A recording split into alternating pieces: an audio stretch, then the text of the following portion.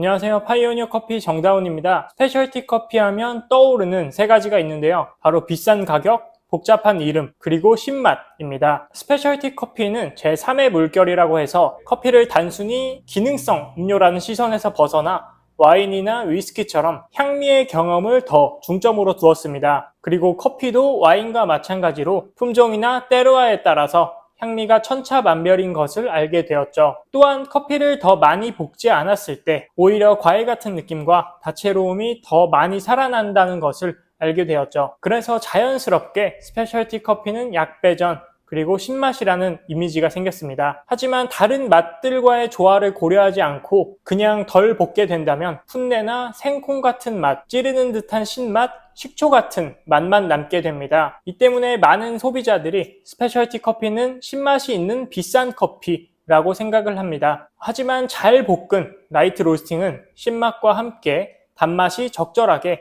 잘 어우러져 있습니다. 그렇게 하려면 커피는 다 익히되 너무 고소하게 로스팅하지 않는 그 포인트가 중요한데요. 그 지점을 어떻게 찾을 수 있을까요? 오늘 소개하는 로스팅 논문에 해답이 있습니다. 그럼 시작하겠습니다. 아직 추출 사이언스에 비해 많이 부족하지만 로스팅 사이언스도 점점 다각도로 발전하고 있습니다. 제가 예전에 다뤘던 고온 단시간, 저온 장시간이라던가 로스팅 포인트에 따른 디게싱의 변화, 그리고 콩의 물리적 변화 같은 내용들이죠. 이번 논문 역시 실제 로스터리에서 사용하는 용어들과 로스팅 프로파일로 실험함으로써 실무에 쉽게 적용할 수 있는 내용입니다. 바로 로스팅 프로파일에 따른 산도 변화인데요. 이 주제는 스페셜티 커피에서 굉장히 매력적인 주제입니다. 왜냐하면 로스터리마다 그리고 로스팅 머신마다 또 로스터마다 프로파일은 아주 많이 다릅니다. 열원의 종류나 타입, 온도계의 위치, 드럼의 형태나 크기 이런 것들에 따라서 로스팅 프로파일이 전혀 달라지기 때문이죠. 따라서 약배전 로스팅은 단순히 원두 온도가 몇 도라던가 몇 분 동안 로스팅을 해야 최적의 맛을 갖는다던가 하는 이런 정형화된 기준이 없습니다. 그런데 이 논문이 말해주는 것은 로스팅 프로파일이나 생두 종류와는 전혀 관계없이 콩의 현재 상태에 따라서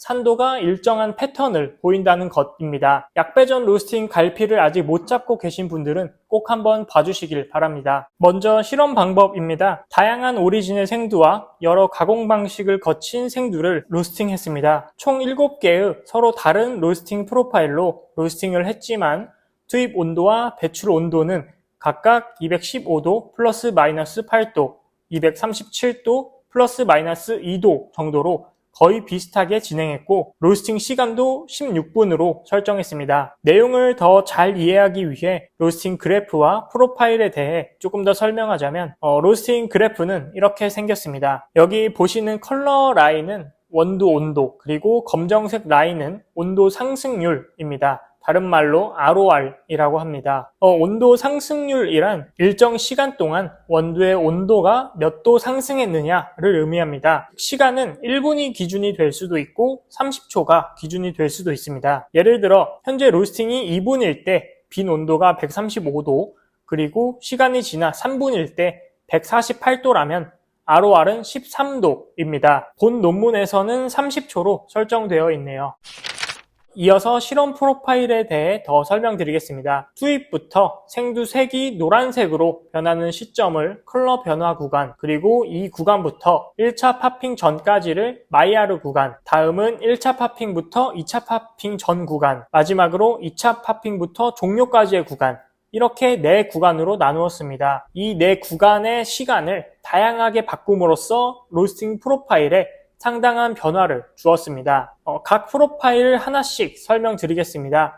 이 부분은 크게 중요하지 않으니 건너뛰셔도 좋고 그냥 관찰하셔도 좋습니다. 첫 번째 프로파일, 패스트 스타트. 초반에 강한 열량으로 건조 구간을 빠르게 진행했습니다. 그리고 불을 점차 줄여나간 프로파일입니다. 두 번째, 슬로우 스타트. 초반 저화력으로 건조 구간을 상당히 늦게 진행했습니다. 그리고 화력을 점점 강하게 진행했고 보시는 그래프처럼 마이야르와 1차, 2차 구간이 아주 빠르게 진행되었습니다. 후반부 화력이 높았다는 뜻이죠. 세 번째는 중간. 첫 번째와 두 번째 프로파일의 중간 형태입니다. 노란색에서 연갈색으로 넘어가는 시점부터 화력을 급격하게 줄인 것으로 보이며 온도 상승이 더뎌졌습니다. 네 번째, 프로덕션. 화력을 조절하지 않은 프로파일입니다. 자연스럽게 초반에는 화력이 높다가 점점 감소하면서 다시 1차 파핑 이후에 후반부부터 온도가 상승하는 형태입니다. 플릭입니다. 플릭은 급격한 온도 상승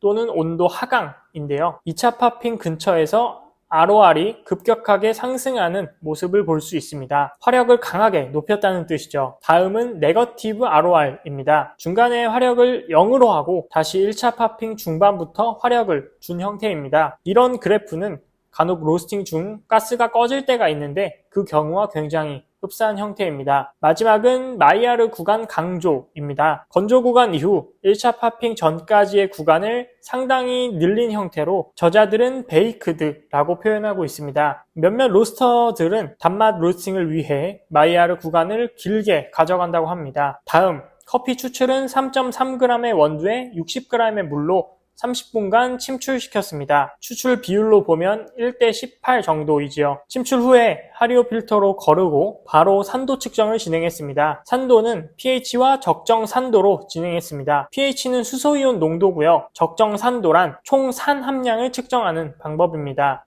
용액에 수소이온이 많으면 pH가 낮은데요. 염기성을 넣으면 산이 중화되어서 pH가 점점 상승합니다. 본 실험에서는 염기성인 수산화나트륨을 조금씩 넣어서 pH가 8.2까지 도달하는데 얼마나 많은 수산화나트륨이 소모되었느냐로 표현되었습니다. 즉 커피에 산이 많다면 pH 8.2까지 도달하는데 더 많은 수산화나트륨이 소모되었겠죠. 이제 결과를 보겠습니다. 먼저 로스팅 프로파일에 따른 적정 산도 변화입니다. 그래프는 전반적으로 봉우리 형태를 그리고 있습니다. 그리고 로스팅 초반은 산도가 낮죠. 하지만 로스팅이 진행될수록 점점 높아지고 1차 파핑이 시작되는 시점인 연갈색 부분에서 최고조에 이릅니다. 그리고 다시 로스팅이 진행될수록 점점 감소하는 모습을 볼 수 있습니다. 로스팅이 종료되는 시점인 2차 파핑이 넘어가면 거의 처음 산도값과 같은 것을 볼 수 있습니다. 전체적으로 다시 보면 분명 프로파일마다 봉우리의 최고점 위치가 다릅니다. 하지만 공통점이 있는데요. 바로 산미가 가장 높은 때는 1차 파핑이 시작하는 시점이라는 것입니다. 또 한 가지, 로스팅 프로파일과 관계없이 최고점의 산도 값은 다 비슷하다는 것입니다. 노란색 영역을 짧게 가져가거나 길게 늘리나 관계없이 산도의 최고값은 4.8에서 5ml 수준에 머뭅니다. 모든 로스팅 프로파일에서 1차 파핑 시점에 산도가 가장 높은 것은 동일했습니다. 하지만 그래프 모양이 달랐습니다. 패스트 스타트는 8분 정도의 산도가 가장 높았지만 슬로우 스타트의 경우 거의 13분 즈음에 산도가 가장 높았습니다. 이게 무슨 뜻이냐면 단순히 로스팅을 길게 한다고 산미가 감소하지 않는다는 것입니다. 중요한 것은 로스팅 프로파일이 어떠냐인 거죠. 또 재밌는 점은 1차 파핑이 늦게 이루어진 마이야르 구간을 늘린 프로파일의 경우 피크 산도값이 가장 낮았습니다. 커피에서 가장 많은 유기산인 시트릭산은 약 170도부터 분해가 이루어집니다. 이 M의 경우 160도부터 200도까지의 구간이 길기 때문에 유기산이 지속적으로 감소해서 그럴 수 있습니다. 그래서 이렇게 생각할 수 있는데요. 많은 로스터들이 말하는 단맛 로스팅의 경우 마이야르 구간이 늘어나 단맛이 증가한 게 아니라 신맛이 감소되어 상대적으로 빵 같은 단맛이 더 느껴져서 그럴 수 있습니다. 그리고 산도 측정은 실제 커피를 추출한 후에 진행했습니다. 따라서 산도가 높다는 것은 신맛을 더 강하게 느낄 수 있다는 뜻입니다. 결과를 종합하면 적정 산도 값의 피크는 다 비슷하지만 적정 산도의 변화 패턴은 로스팅 프로파일마다 다릅니다. 자, 다음으로 커피 생두와 가공 방법에 따라 적정 산도 패턴이 어떻게 다른가입니다. 생두는 농산물이기에 재배 환경의 영향을 많이 받습니다. 그리고 품종에 따라 씨앗의 성분과 외형 등이 조금씩 다르죠. 그럼 동일한 프로파일일 때 각각의 다른 생두들은 산도 패턴이 다를까요? 우간다 워시드, 엘살바도르 허니, 인도네시아 워시드 커피로 비교했습니다. 결과는 보시는 것과 같이 생두 오리진과 가공 방법에 관계없이 프로파일에 따라 산미 변화 패턴이 유사합니다. 물론 생두마다 열 전도율, 수분율 등이 다르기 때문에 동일한 화력이라면 다른 로스팅 프로파일이 만들어졌을 겁니다. 하지만 여기선 프로파일이 유사하도록 컨트롤했습니다. 자, 로스터분들, 라이트 로스팅이 맛있으려면 산미와 함께 단맛이 잘 받쳐주어야 합니다. 산미가 처음부터 강하고 끝까지 시다면 그것은 맛있는 라이트 로스팅이라고 할 수 없습니다. 그냥 덜 볶은 커피죠. 오늘 내용을 토대로 라이트 로스팅을 조금 더 맛있게 하는 방법을 설명하자면 1차 파핑 직후 배출하는 것보다는 조금 더 로스팅을 해서 달콤한 향기가 더 생성되도록 하는 것입니다. 그리고 이때 불을 줄이기보다는 열량을 유지하면서 단맛을 더 끌어올리는 것도 좋은 방법입니다. 자, 오늘 내용 요약입니다. 첫 번째, 커피의 산도는 기본적으로 1차 파핑 시점에 가장 높고 점차 감소합니다. 그리고 피크 값은 비슷하지만 산도의 변화 패턴이 다릅니다. 두 번째, 마이야르 구간을 길게 가져갈 경우 다른 프로파일들에 비해 피크 산도 값이 낮았습니다. 그래서 향미가 단순하고 곡물이나 빵 같은 단맛이 남아있는 베이크드 로스팅이 될 수 있습니다. 세 번째, 산도의 변화 패턴은 생두의 종류와 가공 방법보다는 로스팅 프로파일이 더 중요합니다. 오늘 내용을 토대로 로스터들에게 도움이 됐으면 좋겠고, 오늘 아카데믹 커피는 여기까지입니다. 감사합니다.